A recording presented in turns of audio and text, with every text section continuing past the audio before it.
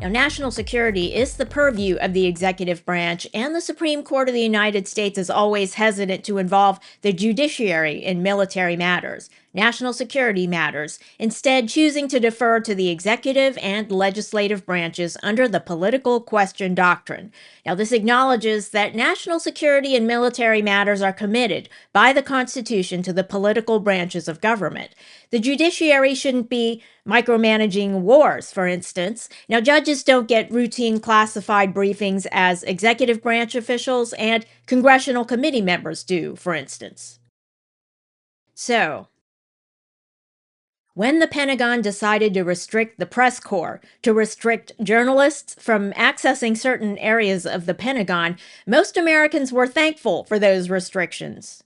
Journalism is a competitive business, and the media is in the business of finding the next scoop or expose, even at the expense of national security, which they don't care about. Journalists do not care about that. Many journalists, for example, Tucker Carlson, now his diatribes against the U.S. government are routinely shown on Iran's state TV. Now, his shows give aid and comfort to our enemies out there with his incessant whining about American interventionism. Now, I'll say that interventionism is kind of difficult to avoid as a superpower. Now, would he rather that the United States not be a superpower?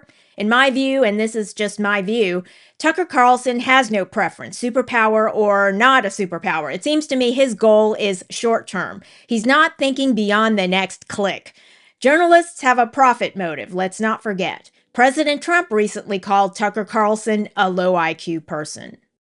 And the journalists, when they compromise our national security, what do? They fall back on their own distorted reading of the First Amendment. They allege that they have a constitutional right to compromise U.S. national security for profit, for clicks.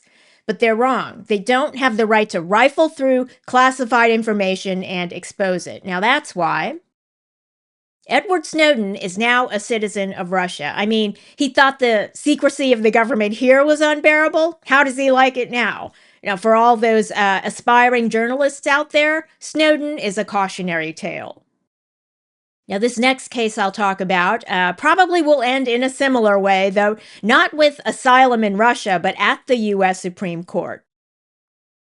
Now, it's the case of New York Times versus Department of War. Now, this plaintiff's caption is New York Times versus Department of Defense, aka Department of War. Now, the reason why they say aka, in my view, is because their lawyers demanded it, okay? The New York Times itself, outside of the litigation, and all the rest of the mainstream news outlets still refer to the Department of Defense. I mean, they think the military-industrial complex is bad here. Why don't they try Russia?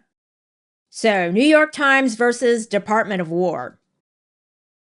Now, the case is a civil case filed in federal district court. It's a revolt by the press corps against a new Pentagon policy restricting the media from certain areas of the Pentagon, and it's a revolt against a new process for issuing, denying, revoking, or not renewing press credentials. The policy is called Pentagon Facility Alternate Credential, PFAC, to prevent security risks from gaining access to U.S. military headquarters. Now, Pentagon officials have some discretion to determine who's a security risk under the policy, but they've provided guidelines that deem as security risks individuals convicted of any offense involving the following: national defense. Now, that's treason, sabotage, terrorism, espionage. Violent crime. Distribution or manufacturing of prohibited controlled substances. Now, if I had to guess, that's a big one for the press corps. That's one of the reasons why they're so upset. Threatening or harassing communications. Theft crimes. Property destruction and trespassing. Fraud or deceit. Prostitution or other sex crimes. Criminal negligence or criminal failure to act. Disruptive conduct, which probably amounts to disorderly conduct, which is a standard charge for protesters who violate the law. Now, the policy. What the policy does is weed out disruptive individuals, people who feel like they have the right to go on government property and exercise their First Amendment rights, as it were, and at some point their conduct got them charged and convicted, or maybe they pled guilty to the offense. Now, the New York Times, talk about a sense of entitlement. The New York Times went to the district court to get a ruling to say they have the right to employ individuals with those types of problems and send them to a Pentagon press briefing. Now, the Pentagon's new policy is just saying, well, you can employ anyone according to your standards, but you won't send them to the Pentagon and they won't be allowed to roam freely at the Pentagon. Now, the judge in the case, Paul Friedman, granted summary judgment to the New York Times. The Department of War has indicated it will file an appeal. Judge Friedman is a Bill Clinton appointee. Bill Clinton, let's recall, when he was a Rhodes Scholar at Oxford, took part in anti-war protests against the Vietnam War. Now, that was in Britain, not here. But many people who are now journalists probably took part in protests and were arrested here. Same with folks like Don Lemon, who took part in anti-ICE protests in recent times. Lemon could be denied a press credential for the takeover-style attack on City's Church in Minneapolis. Now, he's charged under federal civil rights statutes, which go to who his alleged victims are and to the type of protected activity he was seeking to suppress.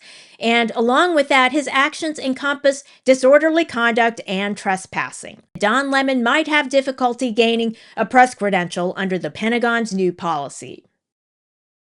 Now, speaking of the Vietnam War, the era of the late 1960s, an outgrowth of that era was called gonzo journalism, pioneered by Hunter S. Thompson. Now, it's an immersive style of journalism often told in the first person, in which the journalist becomes a participant and isn't just a neutral observer who chronicles the event. Now, Don Lemon is a textbook example of gonzo journalism with his decidedly first-person subjective style. Now, the indictment of his conduct at City's Church alleges he was an activist and not just a journalist, for example. Now, clearly, the Pentagon's new policy, the PFAC policy, would restrict Pentagon access to gonzo-style journalists like Don Lemon.